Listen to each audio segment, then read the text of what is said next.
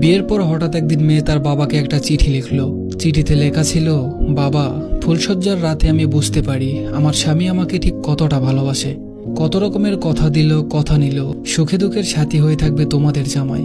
আমি যখন কান্না করছিলাম, তোমার জামাই শক্ত করে জড়িয়ে ধরে সান্ত্বনা দিচ্ছিল আর বলছিল, ধুর পাগল, এক বাবা মাকে ছেড়ে এসেছো তো কি হয়েছে, এখানে তো আরেকটা বাবা মা পেয়েছ। আমি আছি, তোমার দেবর আছে, ননদ আছে, তুমি কান্না করার সময় পাবে না, দেখে নিও। আমি জানি বাবা, তুমি হয়তো খুব খুশি হচ্ছ আমার চিঠিটা পেয়ে, হয়তো ভাবছো যে সুখের আশায় মেয়েকে বিয়ে দিয়েছ, সেই সুখেই হয়তো আছি আমি। তবে আমি তোমাকে চিঠি লিখছি অন্য একটা কারণে। বাবা, তুমি কেন এদেরকে যৌতুকের টাকা দিলে না? এই 7টা পশুর জঙ্গলে আমাকে কেন রেখে গেলে? বিয়ের পর দিন সকাল হতে না হতেই শাশুড়ি মা তোমাদের দুইজনকে গালিগালাজ করতে থাকে বিশ্রী ভাষায়।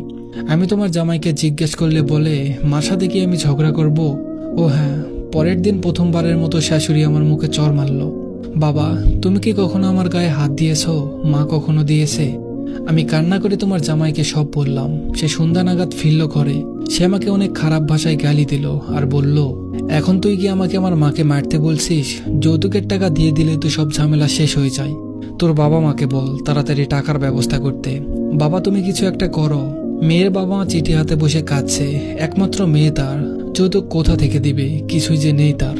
মেয়ের রূপবতী দেখে নিয়ে গেল, আর এখন আমার মেয়েটাকে মারধর করছে। মেয়েটার জন্য পরনটা ফেটে যাচ্ছে। 1 মাস পর বাবার কাছে আরেকটা চিঠি এলো। বাবা, কত দূর কি করলে? আমি এত মায়েরা সহ্য করতে পারছি না। শ্বশুর শাশুড়ি নোংরা নোংরা কথা বলে, শাশুড়ি যখন তখন গায়ে হাত দিচ্ছে, আমাকে ঠিক মতো খেতেও দেয় না। ভালো কিছু রান্না করছি ঠিকই, কিন্তু এরা আমাকে কিছুই খেতে দিচ্ছে না। বাবা, তুমি যখন যৌতুকের টাকা নিয়ে আসবে, তখন বড় দেখে একটা ইলিশ মাছ নিয়ে আসবে, মাংসও নিয়ে আসবে। এসব এখানে আমি রান্না করি ঠিকই, কিন্তু খেতে দেয় না আমাকে। বলে, বাপকে বল কিনে আনতে, তারপর খাবি। বাবা, ও বাবা, কবে আসবে তুমি? কতদিন তোমাদের দেখি না। বাবা, আসার সময় যৌতুকের টাকাটা আনতে ভুলে যেও না। মেয়ের বাবা মা আজকেও চিঠিটা ধরে কাঁদছে। 2 দিন পর আরো একটা চিঠি এলো। বাবা, তুমি জানো, আজকে আমাকে 6 জন মিলে মেরেছে।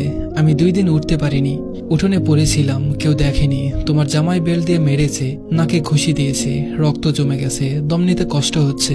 দেবর আর ননদ ধরে রেখেছে, শাশুড়ি মুখ চেপে রেখেছে যাতে চিৎকার করতে না পারি। আর তোমার জামাই শুধু মেরেই গিয়েছে। জানো বাবা, আমার চিৎকার এখন আর গলা দিয়ে বের হয় না, ছাইচাপা চুলার মতো ভেতরেই থেকে যায়। বাবা, আমি এখন ভাতের থেকে মায়ের বেশি খাই। বাবা, এ তুমি কোথায় রেখে গেলে আমায়? বাবা, তুমি যৌতুকের টাকাটা নিয়ে যত তাড়াতাড়ি পারবে চলে এসো। 20 দিন পর আরেকটা চিঠি এলো। বাবা, হয় যৌতুকের টাকা নিয়ে এসো, নয় এখান থেকে আমাকে নিয়ে চলে যাও। আমি আর মায়ের সহ্য করতে পারছি না, সারা গায়ে রক্ত জমে গেছে। মেয়ের বাবা তার বসত ভিটা সবকিছু বিক্রি করে মেয়ের বাড়িতে যাচ্ছে আজ। বাবা আজ অনেক খুশি। ইলিশ মাছ, মাংস, তরকারি, যা যা নেওয়ার কথা সবকিছু নিয়ে হাস্য উজ্জ্বল মুখে মেয়ের শ্বশুর বাড়িতে যাচ্ছে। যৌতুকের টাকা নিয়ে বাবা উপস্থিত। অনেকদিন পর আজকে মেয়েটাকে দেখবে। দরজায় ধাক্কা দিয়ে দেখে কলপিটে করে বড় করা সেই আদরের মামুনি আজ দড়িতে ঝুলছে। এটা শুধু কোনো কাল্পনিক গল্প নয়, এরকম ঘটনা আমাদের আশেপাশে প্রতিনিয়ত ঘটছে, যা হয়তো আমাদের চোখে পড়ে না বা আমরা খেয়াল করি না। কত মেয়ে যে শ্বশুর বাড়ির অত্যাচারে নিজের জীবন দিয়েছে তার কোনো হিসাব নেই। যদি কখনো এমন ঘটনার সম্মুখীন হন, অবশ্যই তার প্রতিবাদ করবেন। আপনার প্রতিবাদে হয়তো বেঁচে যেতে পারে একটি জীবন। সবাই ভালো থাকবেন, সুস্থ থাকবেন। ধন্যবাদ সবাইকে।